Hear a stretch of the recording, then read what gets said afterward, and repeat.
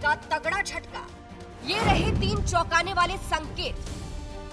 बसपा प्रमुख मायावती भले ही किसी राजनेता से मुलाकात नहीं करती है, लेकिन इसके बावजूद उनकी राजनीति कायम है। हर मुद्दे पर उनकी नजर रहती है और खुलकर उस पर बात भी करती है। इसलिए विपक्ष भी मायावती का साथ चाहता है। राजभर ने भी इशारा किया था, लेकिन लगता है अब मायावती विपक्ष को झटका देने वाली है और पीएम मोदी का साथ। अब ऐसी बातें क्यों चल रही है, चलिए आपको भी बताते हैं।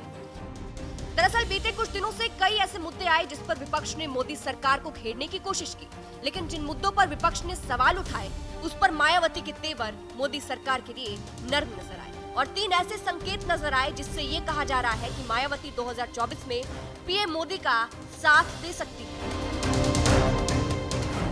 पहला संकेत, मायावती ने जो पहला संकेत दिया है वो है 2000 रुपए के नोट पर मोदी सरकार का समर्थन। अब देखिए, 2000 के नोट को लेकर जो ऐलान हुआ था कि अब वो चलन से हट जाएगा, तब से विपक्ष इसको लेकर लगातार मोदी सरकार पर सवाल उठा रहा है। लेकिन विपक्ष से अलग हटकर मायावती इस फैसले पर काफी नर्म नजर आई थी और मोदी सरकार को सलाह देती नजर आई थी। मायावती ने ट्वीट करते हुए लिखा था, करेंसी व उसकी विश्व बाजार में कीमत का संबंध देश का हित व प्रतिष्ठा से जुड़े होने के कारण इसमें जल्दी बदलाव करना जनहित को सीधे तौर पर प्रभावित करता है।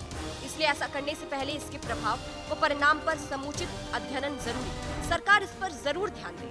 तो ये पहला संकेत था जो मायावती ने दिया था कि वो पीएम मोदी का साथ तो दे सकती। दूसरा संकेत जो मायावती ने दिया वो नए संसद भवन के विवाद को लेकर मोदी सरकार का समर्थन।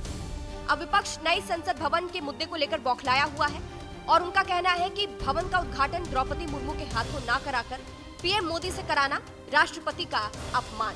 इस पर भी मायावती खुलकर मोदी सरकार का समर्थन करते नजर आई थी। मायावती ने इस मुद्दे पर लगातार 3 ट्वीट किए।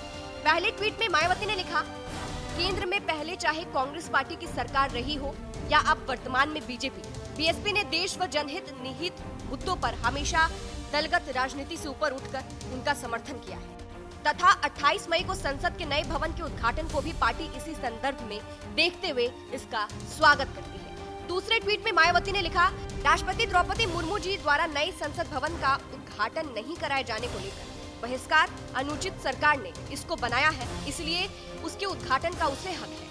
इसको आदिवासी महिला सम्मान से जोड़ना भी अनुचित। ये उन्हें निर्विरोध ना चुनकर उनके विरुद्ध उम्मीदवार खड़ा करते वक्त सोचना चाहिए था। तीसरे ट्वीट में मायावती ने लिखा, देश को समर्पित होने वाले कार्यक्रम अर्थात नए संसद भवन के उद्घाटन समारोह का निमंत्रण मुझे प्राप्त हुआ है, जिसके लिए आभार और मेरी शुभकामनाएं। किंतु पार्टी की लगातार जारी समीक्षा बैठकों संबंधी अपनी पूर्व निर्धारित व्यस्तता के कारण मैं उस समारोह में शामिल नहीं हो पाऊंगी। तो कुछ इस तरह से मायावती ने खुलकर इस फैसले का साथ दिया और विपक्ष पर तंज भी कस दिया। तीसरा और सबसे महत्वपूर्ण संकेत ये है कि मायावती ने विपक्ष से हाथ मिलाने से इनकार कर दिया और अकेले लड़ने का फैसला किया।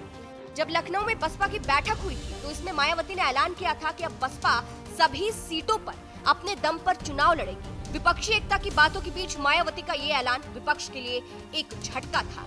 सुभाषपा प्रमुख ओम प्रकाश राजभर ने मायावती को विपक्ष के साथ आने की बात भी रखी थी, लेकिन फिर भी मायावती का स्टैंड नहीं बदला था। तो ये थे कुछ मुद्दे जिस पर लगातार मायावती बीजेपी का साथ दे रही है। इन्हीं संकेतों के आधार पर ये कहा जा रहा है कि मायावती बीजेपी के साथ आ सकती है कि हमेशा मोदी सरकार के खिलाफ बोलने वाली मायावती अचानक से मोदी सरकार का लगातार समर्थन कर रही है। तो बातें तो बनेंगी ही। फिलहाल आपको क्या लगता है, मायावती पीएम मोदी के साथ आएंगे या नहीं? कमेंट करके जरूर बताएं।